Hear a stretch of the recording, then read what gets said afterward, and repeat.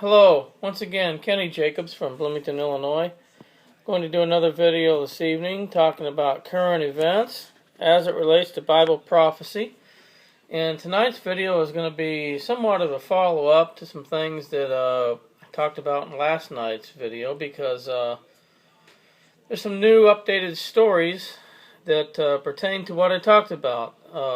And basically it's about the world coming up against radical jihadists and calling for the need for peace. So let's start with an article out of the Extremists today.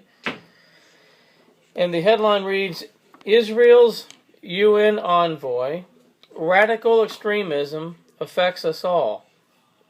Israel ambassador to the UN, Ron Prosser, says radical extremism affects the entire world, calls for a war against radical ideology. Israel's ambassador to the United Nations, Ron Prosser, warned on Thursday that terrorism has doubled its power. Speaking at a Security Council debate on the subject of conflict prevention, he said that radical extremism affected the entire world and not just Israel. He called for a war against radical ideology. Radical extremism has touched every part of the world, from Buenos Aires to Burgos, from Bangkok to Burkina Faso, said Prosser.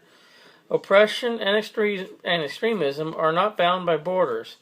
Nowhere is this threat more obvious than in the Middle East. In 2004, there were 21 Islamic terrorist groups spread out in 18 countries. Today, there are 41 Islamic terrorist groups operating in 24 countries. These groups have crippled communities and brought entire nations to their knees. And still, the international community remains largely silent. It is silent as Hezbollah amasses and smuggles thousands of weapons, as Al-Qaeda abuses and persecutes women, as ISIS slaughters Christian and Yazidi communities, and as Hamas intentionally places Gaza's men, women, and children in harm's way.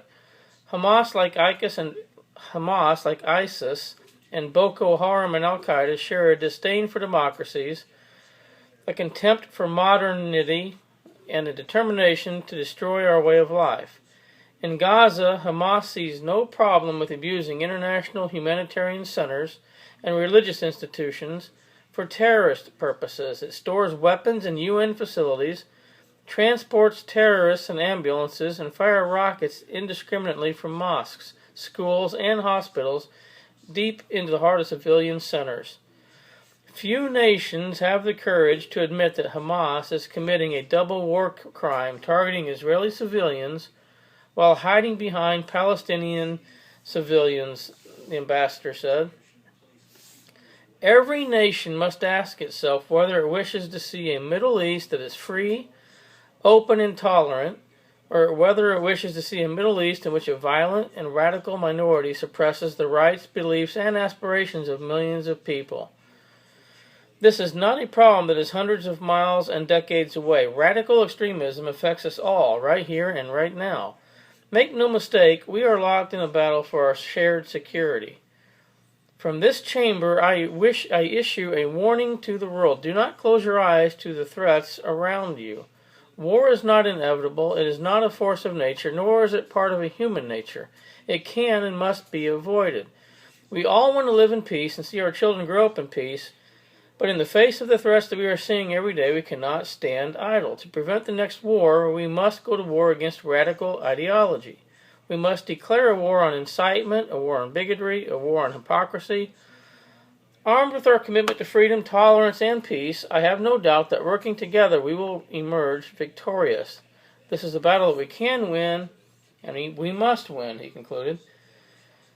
So again, he's talking about how all the world needs to come together to fight against radical extremism.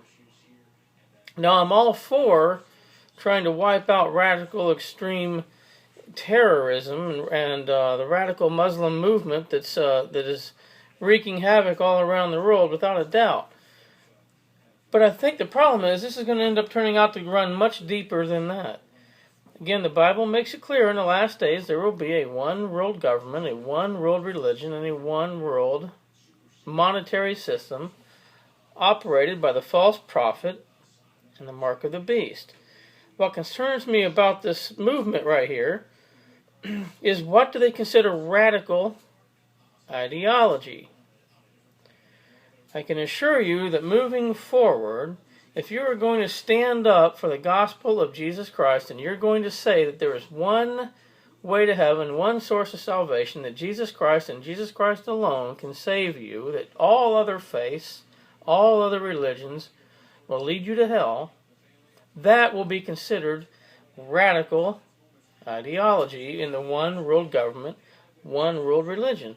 In fact, Pope Francis has already basically come out and said that. He's called radical, fundamentalist Christians radical and dangerous. Pope Francis said that. I covered that in a past video. He called fundamentalist Christians, evangelicals who believe the Word of God, are dangerous. He's also come out and said that to have a personal relationship with Jesus, to think you can have a personal relationship with Jesus, is dangerous. So the problem is, the world leaders, the international community, whoever runs the international community, and again I'm going to say the Bilderberg Group, the Club of Rome, the Council on Foreign Relations, the United Nations, on and on and on, they're the ones that are going to determine what is considered radical ideology. And I can assure you, Christian faith, and eventually anybody that will not worship the image of the beast and accept the mark of the beast will be beheaded. This article just goes to show how the peace agreement, the covenant with many, will probably come out of something exactly like this. This radical, this terrorism that's growing all around the world is a... In fact, there's enough evidence that governments have helped create these terror groups. Unfortunately, the United States has been in on some of that. And I'll probably do some more videos about that in the future. But go to YouTube and look up Dabu7 for one, and there's a lot of good videos he's done. Infowars with Alex Jones, you can see a lot of it. But without a doubt, there's a lot of evidence that the United States has supported some of these terror groups and helped get them started. Anyway, these terror groups are going to lead to what the world is going to perceive to be a need for peace and a need for a one world government to stamp out all these radical beliefs, and to help end religious wars and persecutions. Unfortunately, it's going to actually lead to religious wars and persecutions, and ultimately the Battle of Armageddon and the return of Jesus Christ to set up His 1,000 years of peace. Let's go on to another article out of the Rutsheva today. And this is a new UN resolution on Gaza in the works. Again, we're going to see a bunch of other countries named in this. UN resolution on Gaza in the works. Britain, France, and Germany put forward new UN Security Council resolution on Gaza in a fresh bid to end violence. Britain, France, and Germany have put forward key points of a new UN Security Council resolution on Gaza in a fresh bid to end 6 weeks of violence. The European initiative came as fighting flared in the 6-week war, with Israeli airstrikes killing 3 top Hamas commanders, and an Egyptian-led effort to broker peace talks teetering on the verge of collapse. The 2-page document calls for an immediate and sustainable ceasefire that would put an end to the firing of rockets and military operations in Gaza. It's calling for a lifting of the Israeli blockade and monitoring mechanism to report on ceasefire violations and verify the flow of goods into Gaza. Diplomats said the measure was aimed at advancing efforts to reach agreement within the 15-member Security Council on a resolution after Jordan's draft met with resistance, notably from the United States. It instructs UN Secretary Ban Ki-moon to immediately come up with proposals to implement the relevant provisions of this resolution in a move that could jumpstart the peace negotiations. UN diplomats said they hoped the initiative would shore up the Egyptian-led peace track and lead to a sustainable ceasefire to avoid a relapse into war in a few years. It says the 15-member council offered full support to the Egyptian initiative and called upon the parties to resume negotiations to urgently reach a sustainable and lasting ceasefire. Again, there will be a 7-year peace agreement coming up soon, a covenant with many, confirmed by the Antichrist, that will not lead to peace. All right, let's look at a couple of more articles. These are out of the Jerusalem Post today. These are concerning ISIS, or the IS now, the Islamic State. Powerless to, and this is out of the Jerusalem Post. Powerless to stop ISIS, West may have no choice but to join forces with Iran and Hezbollah. Israel, Sunni ruled wary of Western rapprochement with Iran. Top Israeli experts say the West is helpless and does not know what to do against the Islamic State. Well, it's probably true when we got Barack Obama as our leader. And he's out playing golf right now, on vacation at Martha's Vineyard.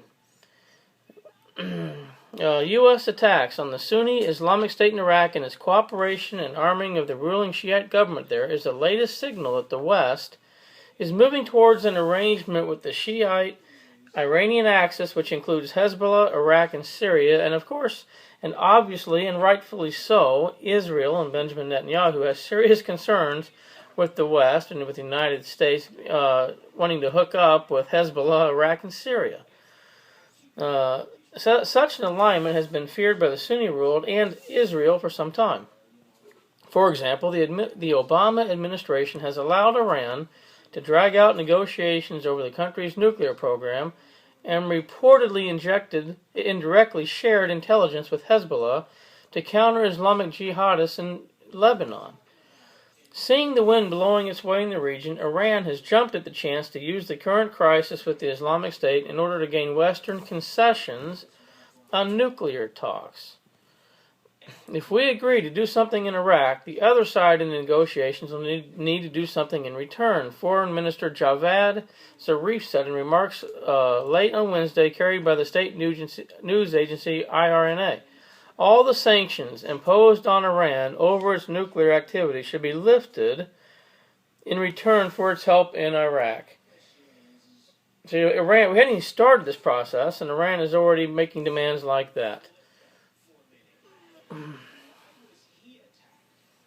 I am afraid at the end of the day, the West will come to the conclusion that it has no choice but to collaborate with Iran and Syria on this issue.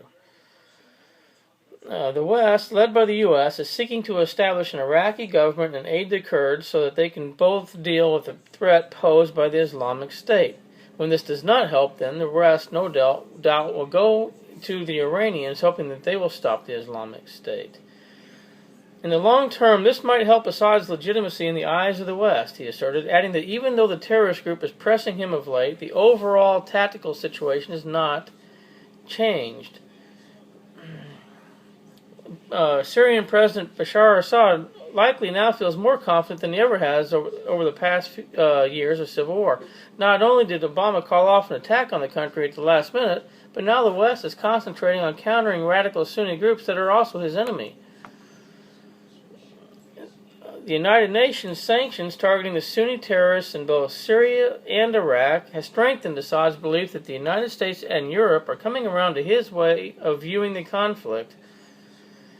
And the Damascus government, already heartened by visits from the European intelligence agencies, see the war in Islamic State as opening up new possibilities for engagement.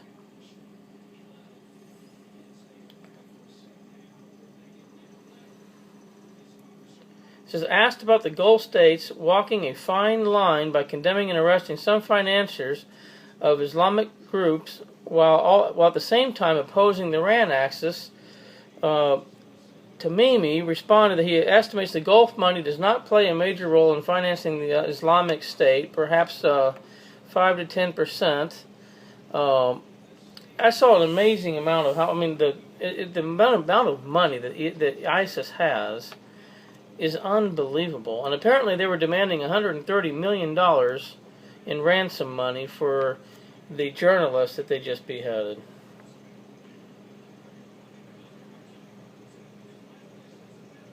It says a much more extensive confrontation between Islamic State and the regime is inevitable in the Aleppo province, and it won't be pretty for the regime. Again, wars and rumors of wars, and the United States possibly teaming up with Iran and Hezbollah in Syria, all sworn enemies of our greatest ally in the Middle East, Israel. Wow.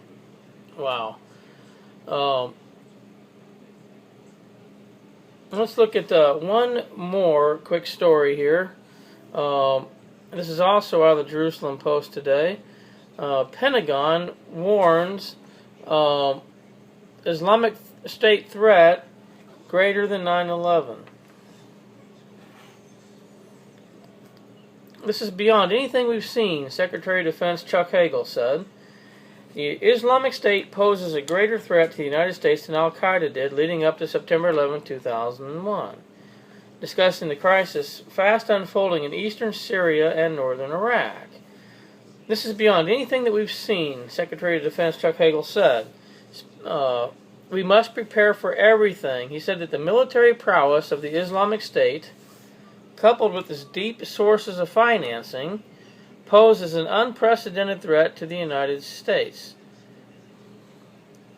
General Dempsey added that should the Islamic State succeed in forming a pseudo-state in the regions of Iraq and the Levant, the world would then be faced with an historic security challenge. Both men said that the U.S. airstrikes in Iraq thus far had successfully halted the progress of the group. Hagel said that President Barack Obama had been presented with the option of striking Islamic State targets in Syria, as well as those strikes that are continuously underway.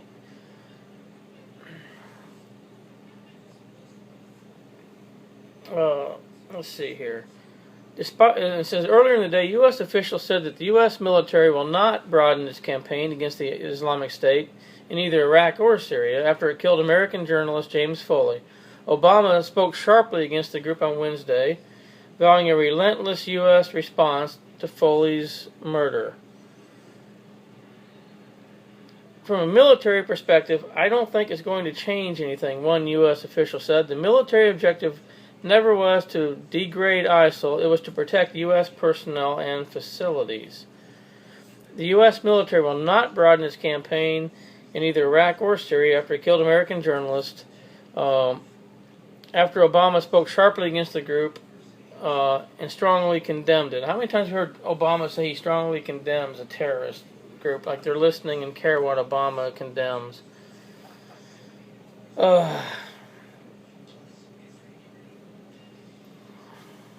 This is a really, really, really long article, but I just, again, I gotta say, I cannot believe with all of this stuff that's going on, Barack Obama is on vacation and playing golf every day. It just amazes me.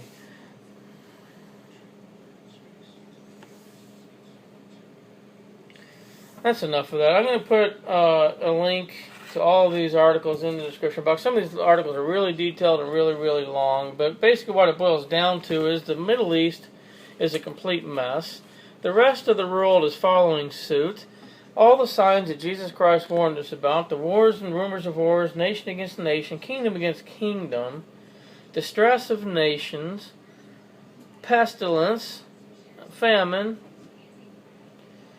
It's all here, guys. It is time to wake up. It is getting crazy. And we just read a lot about Syria, Damascus, and Bashar al-Assad.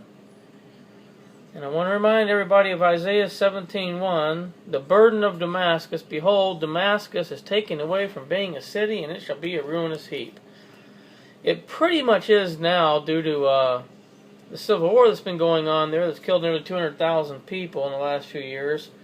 But it hasn't officially been taken away from being a city. But how much longer can it be before that prophecy becomes true?